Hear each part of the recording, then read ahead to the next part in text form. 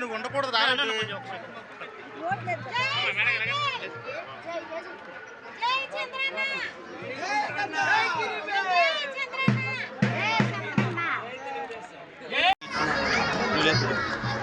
పక్కన సరిపోద్ది నీట్గా ఉంటుంది ఆలోచించు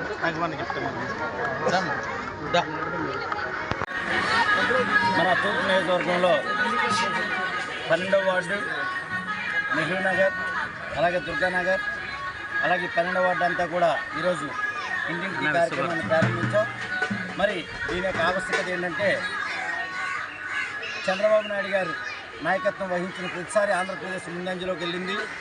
మరి ఆంధ్రప్రదేశ్ మళ్ళీ మనుగడ సాధించాలి, ప్రతి ఒక్క యువతకి మళ్ళీ ఉద్యోగాలు రావాలి, ఈ ఆంధ్రప్రదేశ్ అభివృద్ధి పథకం నడవాలి అంటే మళ్ళీ చంద్రబాబు నాయుడు గారు రావాలి.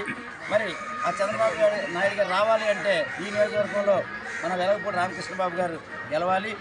మరి అలాగే ఎంపీగా ఈ విశాఖపట్నం అభివృద్ధి చెందాలంటే మన శ్రీభరత్ గారు ఆయన్ని గెలిపించాలి మనం. మరి ఈ యొక్క విషయంలోనే ఈరోజు భారీ ఎత్తున అందరూ జన సమీకరణతో మనతో అందరం ఒక ముక్కుమ్మడిగా ఈరోజు ఈ తూర్పు నియోజకవర్గం మొత్తం ఒకే తాటి మీద నడిచి అతి భారీ మెజార్టీతో వెలగపూడి రామకృష్ణబాబు గారిని గెలిపించబోతున్నాం. మరి గెలిపించాలని మిగతా వాళ్ళందరినీ కూడా ప్రాధాన్యపడడానికి ప్రతి ఒక్కరికి వాళ్ళకి ఇక్కడున్న ప్రాబ్లం ఏంటనేది, ఈ ఆంధ్రప్రదేశ్లో ఉన్న సమస్యలు ఏంటనేది తెలియపరిచి ప్రతి ఒక్కరిని కూడా అంటే తటస్థంగా ఉన్న వాళ్ళను కూడా ఈ యొక్క తెలుగుదేశం పార్టీ వైపు నడిపించాలని మరి మా యొక్క ఆకాంక్షతో ఈరోజు ఈ యొక్క డోర్ టు డోర్ ప్రతి ఒక్కరిని కలవడానికి మేము బయలుదేరడం జరిగింది.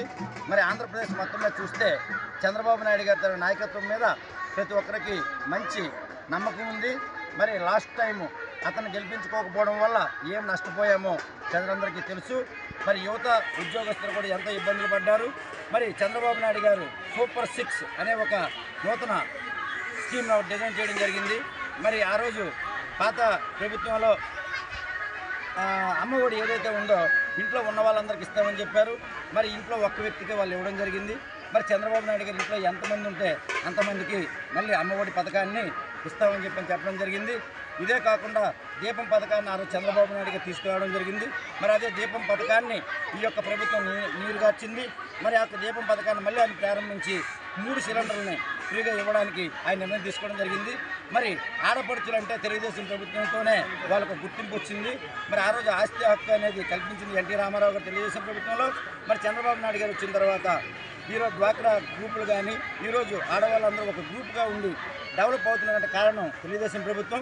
మరి అలాంటి తెలుగుదేశం ప్రభుత్వం ఆలోచించింది అంటే మళ్ళీ మహిళల గురించి ఒక అడుగు ముందుకేసి ఫ్రీ బస్ అనేది వాళ్ళు ఏర్పాటు చేయడం జరిగింది.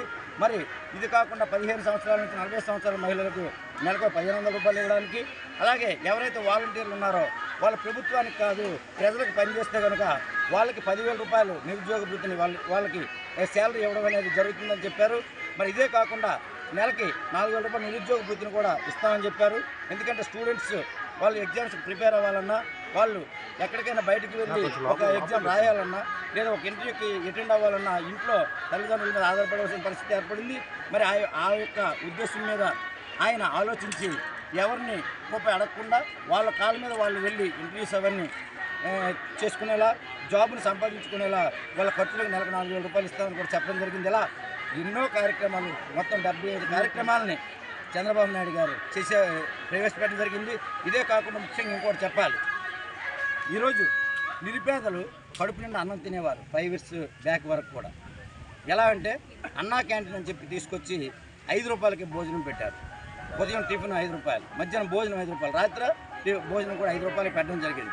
మరి అలాంటి అద్భుతమైన పథకాన్ని, నిరుపేదలకి అతి చేరువుగా ఉన్న పథకాన్ని, అంటే కడుపు నింపుకోవడానికి ఎన్నో పనులు చేసే మనము గవర్నమెంట్ ద్వారా 5 రూపాయలకి కడుపు నింపే కార్యక్రమాన్ని ఆ రోజు చంద్రబాబు నాయుడు గారు ఎంతో ఆలోచించి ప్రవేశపెడితే ఈ గవర్నమెంట్ వచ్చి దాన్ని తీసేయడం జరిగింది.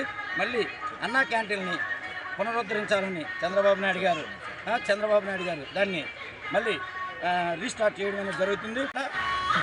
జనాల్ని సుభిక్షంగా, సంతోషంగా ఆయన బ్రతకాలని ఒక ఆలోచనతో, ఒక దీక్షతో, అకుంఠితమైన దీక్షతో ఆయన రావడం జరుగుతుంది. కాబట్టి ఆయనకి మన అందరి తాలూకు మద్దతు ఇవ్వాలని మనసావాచ కోరుకుంటూ మీకు అంచనా సర్వేలైనా మీరు చూసుకోండి. ఆ సర్వేల కంటే ప్రజల నాడిని మీరు కనుక్కోండి. ప్రజల్లో 70-30% ఆల్రెడీ ఈరోజు రీచ్ అవ్వడం జరిగింది. 70% తెలుగుదేశం ప్రభుత్వాన్ని గెలిపించాలని ప్రజలు ఆల్రెడీ కంకణం కట్టుకున్నారు.